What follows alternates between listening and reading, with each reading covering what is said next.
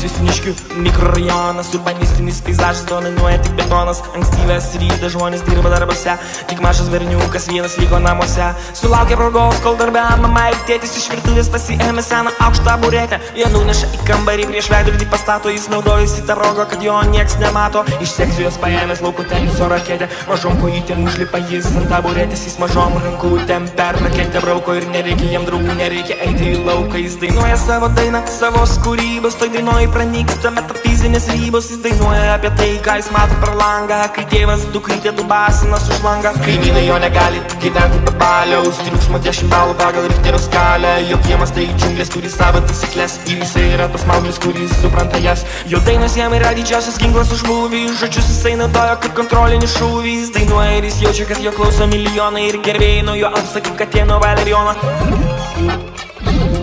Jis jaučias dainininkas, prie kurio gerbėjai limpa, taburetė jam yra jo karjeros olimpas. Bet skambutis į duris, iš darbo grįžta tėtis ir vėl žemyn galva krenta jis nuo taburetės. Jis mokėsi mokykloj, bet ne per geriausiai, 2 metai mokykloj buvo patys sunkiausi. Mėgstamiausia pamoka jam buvo kūno kultūra, iš treningų pasiūlo savo sceninį kostiumą. Ir dabar atėjo laikas atvers visas kortas, jūs supratote teisingai, tas mauglis esu aš. Aš scenos huliganas, apsitorčinės truputį ir dėl to kuriu dainas pagal durų skambutį. Ir vienintelis dalykas, kuris užkisa mane, kad visas mano dainas žmonės supranta tik Kaune. Aš galiu surinkti dabar po Kauno Žalgirio areną ir galiu ten padaryti koncertą dieną. Klaipėdoj surinkęs pilną vasaros estradą, demonstruoju ten didžiausią superlazerių paradą. O Vilniuje koncertų nedarysiu visiškai, nes arenas Vilniuje valdo tik banditai ir vagiai. Aš pats beveik vagis ir kaip iš kokias nagus aš nufyrinau dainą iš Mamontovo Andriaus. Nufyrinčiau ir dar tam tikrai nereik preteksto, bet yra viena bėda, jo dainuose daug teksto. Pas mane teksto nedaug, jis turi šaukti ir iš patranko žodžių turi būti kiek pirštų ant rezotojo ar rankos. Daug dainuoju apie orą ir jums kilo idėja, kad tikriausiai dainų žodžius rašo naglis šulė.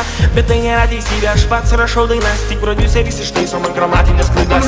Ir gaunasi vėl naujas super mega turbo hitas, kurį marozai bemsus ir tik mėgsta klausytis. Aš neturiu balso, nepataikau į toną, aš mėgstu į žiūrovus paleisti mikrofoną. Aš labai mėgstu mušti, bet su sąlyga viena, kad prieš mane kovoti turi kiekvienas mergina. Ir jeigu mum besimušant į visą laiką gulėtų, tada tikrai turėčiau šansų ją nugalėti. Ir tėvai ir draugai tai nežiūri tai. Ir jie ne kartą man sakydavo, ne juokais, kol tu tapsi žvaigždę pasaulinio dydžio. Mum jau už 100 metų ir mes tiksim paralyžių.